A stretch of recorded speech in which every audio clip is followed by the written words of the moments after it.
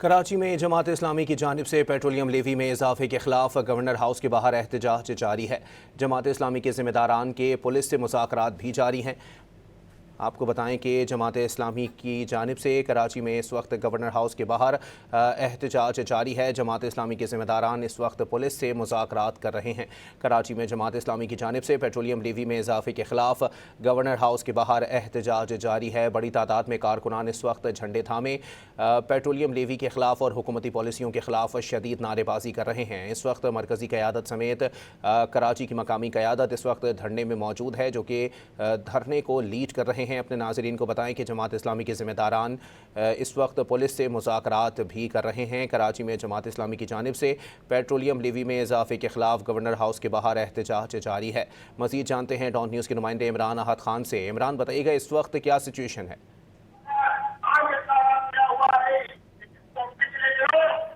जी इमरान। देखिए, बिल्कुल governor house के सामने जो है जमात इस्लामी के जो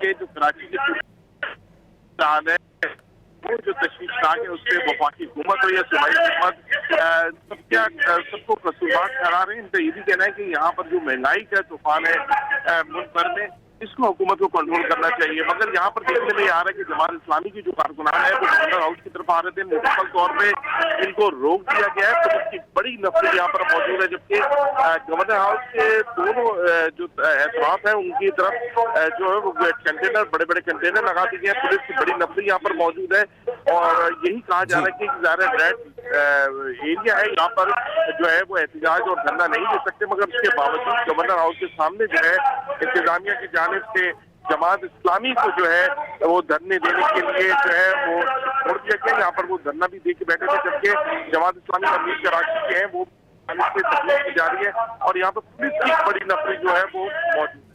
बहुत शुक्रिया इमरान अहद खान।